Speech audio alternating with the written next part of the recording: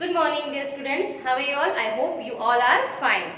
So, dear student, as you know, we got a new book. Last week भी हमने new book को start कर दिया था और लास्ट वीक वाली जो न्यू बुक से हमने चैप्टर पढ़े हैं उसमें फर्स्ट पढ़ा था बेटा हमने प्रार्थना. That is for only reading. फिर भी ट्रांसलेशन और श्लोक मैंने आपको नोटबुक में लिखने के लिए बोला था. आई होप आपने लिख दिए होंगे. देन हमने सेकेंड चैप्टर पढ़ा था पुनरावृत्ति, है ना. और पुनरावृत्ति में हमने लट लकार वर्तमान काल को पढ़ा था. आज हम पढ़ेंगे हमारा third chapter. This is also पुनरावृत्ति. तो पुनरावृत्ति का मतलब क्या होता है बेटा? पुनरावृत्ति का मतलब होता है रिवीजन. जो हमने प्रीवियस क्लास में सीख लिया है उसको एक बार फिर हम रिवाइंड करते हैं ताकि जो आपका जो है सब फ्रेश हो जाए, आपका जो नॉलेज वो है और आप अच्छे से समझ पाओ, है ना. तो ये सब किस लिए? क्योंकि संस्कृत में बेटा जो बेस होता है वो मोस्टली सभी क्लासेस में कॉमन होता है. यानी कि जो स वाला फॉर्मेट है आपने सीख लिया 6th क्लास में ही, मुझे पता है प्रीवियस क्लास में, तो वो अभी 7th में भी आपके वही चलने वाला है ना. सेंटेंस बनाने वगैरह में. फिर जैसे हमने एश वाला फॉर्मेट सीख लिया तो हमने लास्ट पुनरावृत्ति में पढ़ा था और तो ये भी चलने वाला है साथ साथ में. तो इस तरह से कुछ भी इसमें जो संस्कृत का जो ग्रामर बेस होता है वो कुछ भी चेंज नहीं होता है. जैसे लट लकार तो लट लकार ही रहता है, रिट लकार की भविष्यकाल वो का वही रहता है, भूतकाल यानी लंग लकार वो का वही रहता है. तो ये हम जो चीजें हैं एक बार फिर से इसलिए रिवाइंड कर रहे हैं ताकि आपका जो नॉलेज है वो एक बार फिर से फ्रेश हो जाए, है ना. तो चलिए शुरू करते हैं हमारा थर्ड चैप्टर पुनरावृत्ति. तो बेटा देखो थर्ड चैप्टर में आपकी पुनरावृत्ति में लट लकार का ही नॉलेज यहाँ पे हमको करना है, यानी लट लकार ही पढ़ना है, वर्तमान काल ही पढ़ना है, प्रेजेंट टेंस और मध्यम पुरुष पढ़ना है. क्या पढ़ना है? मध्यम पुरुष. हमने लास्ट वाली पुनरावृत्ति में प्रथम पुरुष पढ़ा था. क्या पढ़ा था? प्रथम पुरुष यानी कि थर्ड पर्सन. तो now the turn off second person मध्यम पुरुष. हम पढ़ेंगे यहाँ मध्यम पुरुष.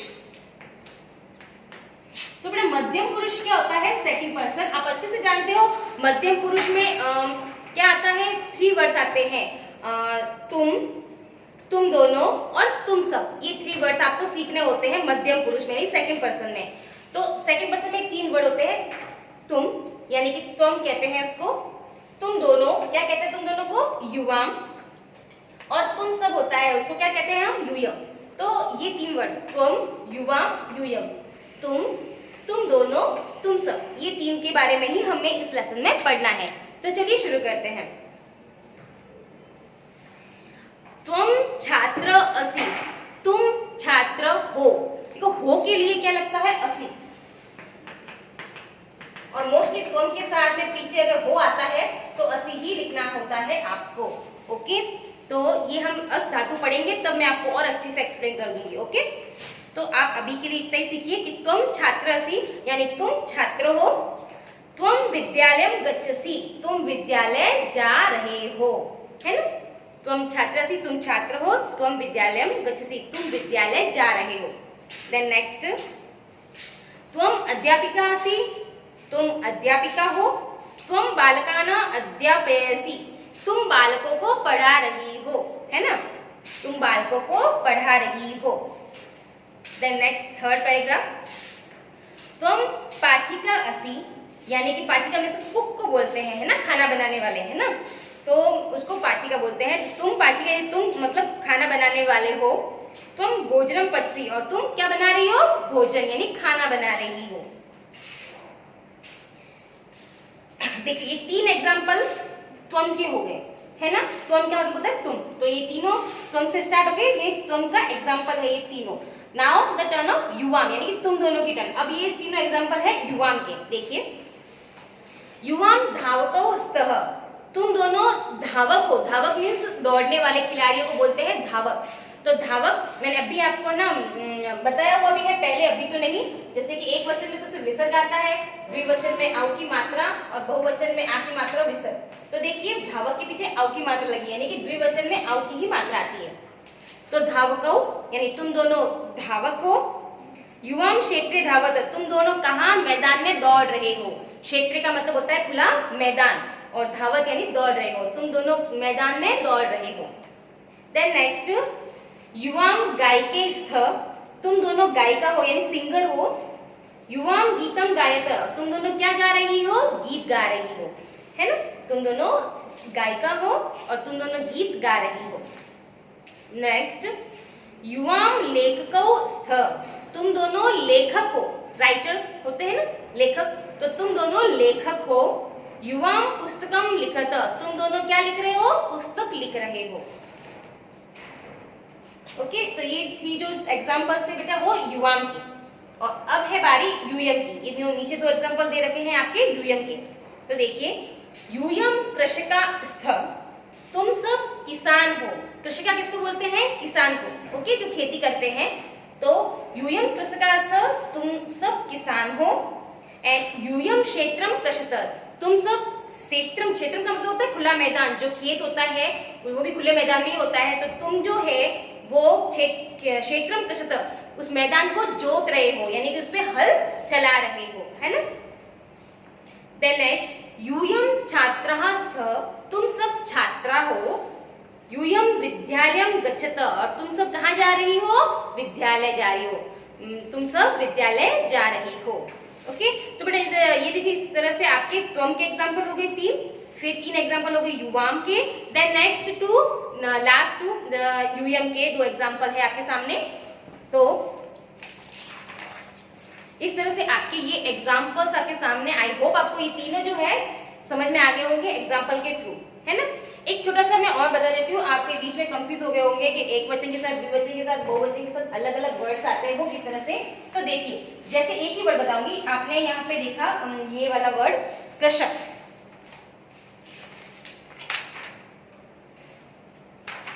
देखो ये जो है कृषक, ठीक है? यहाँ पे भी मैं लिखती हूँ कृषक और यहाँ पर भी मैं लिखती हूँ कृषक। देखिए पुल्लिंग में फिक्स होता है, यहाँ एक वचन, तो ये एक वचन है नहीं, सिंपल वर्ड है। इसको एक वचन बनाने के लिए हमको पीछे क्या लगाना पड़ता है? विसर्ग। ये एक वचन यानी किसान बन गया। अब इस वर्ड को हमको द्विवचन बनाना है, तो हमें क्या करना पड़ता है? इसके पीछे सिर्फ आओ की मात्रा यानी कृषको यानी 2 किसान। और अब इसको बहुवचन बनाने के लिए हमको क्या करना पड़ता है? आ की मात्रा और ये विसर्ग, तो कृषकाः यानी कि बहुत सारे किसान। समझ में आया? जैसे देखिए एक और वर्ड आपके सामने बता देती हूँ मैं, ये है गज यानी हाथी होता है, इसका मतलब ये यहाँ पर भी गज, यहाँ पर भी गज दिया है ना? अब चलिए इसको एक वचन बनाना है, then we can write here विसर्ग। यहाँ बहुवचन बनाना है, सो यहाँ आएगी आपके औ की मात्रा एंड ये इट इज आ की मात्रा और विसर्ग गजाः। तो बन गया, देखो गजः एक हाथी, गजो 2 हाथी और गजाः बहुत सारे हाथी। ओके, तो विसर्ग औ की मात्रा, औ की मात्रा और आ की मात्रा प्लस यहाँ विसर्ग भी लगाना होता है, तो बहुवचन मिल जाता है। ओके,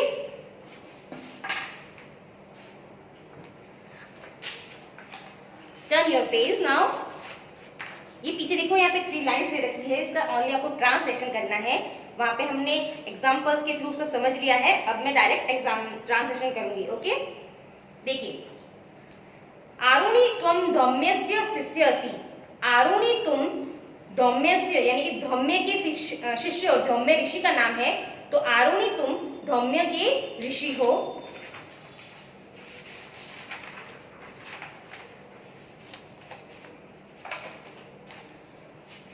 युवाम संदीपनस्य शिष्यस्थ, तुम दोनों संदीप के शिष्य हो।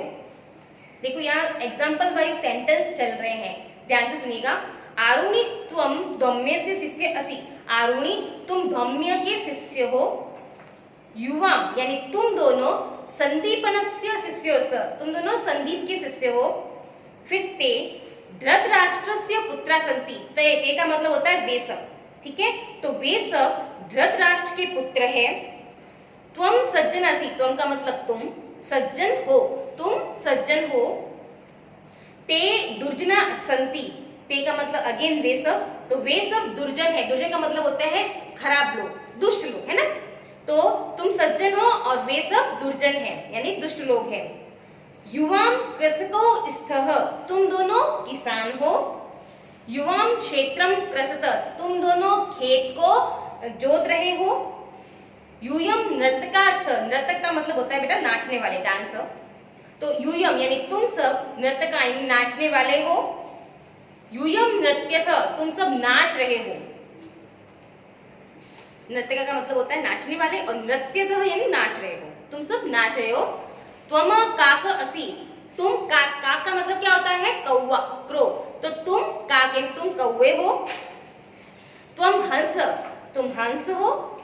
और त्वम बकह, तुम बगुले, जिसकी चोंच लंबी होती है, डिफरेंस मैंने बताया था आपको। युवम श्वेतो स्थः, यानी देखो यहाँ हंस का और बकह दोनों का आपको एग्जांपल दे रखा है, तो इसके लिए आपके सेंटेंस ये आया है कि युवम श्वेतो स्थः, तुम दोनों श्वेत यानी सफेद रंग के हो, है ना। हंस और बगुला दोनों ही सफेद रंग के होते हैं, तो तुम दोनों सफेद रंग के हो। त्वम काक असि, तुम कौवे हो। त्वम पिक असि, और तुम कोयल हो। पिकह यानी कोयल, देखो कौवा, काक यानी कौवा और पिक मतलब कोयल, तो तुम कौवे हो और तुम कोयल हो। युवाम श्यामोस्त, और तुम दोनों कैसी हो? श्याम यानी काले रंग की हो, है ना। तो देखिए बेटा ये कंफ्यूज होने की जरूरत नहीं है, ये यहाँ पर 3 लाइंस जो दे रखी होती है ना, दे रखी है, ये आपकी क्या है? पुनरावृत्ति फर्स्ट और पुनरावृत्ति सेकंड दोनों का मिक्स यहाँ पर आपको सेंटेंस दे रखे हैं, जिसका आपको ट्रांसलेशन करना है। इसलिए दे रखा होता है ताकि आपको चीजें समझ में आ रही है या नहीं आ रही है, इसलिए। ओके, तो ये दोनों की मिक्सअप यहाँ पे 3 लाइंस दे रखी थी, जिसका ट्रांसलेशन मैंने आपको अभी अभी बताया है।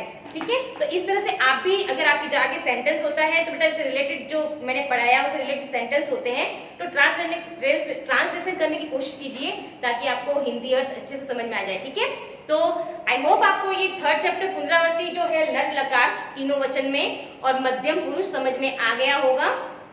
ठीक है, तो अभी थोड़ी देर बाद मैं आपको सारे एक्सरसाइज फिल करके भेज दूंगी।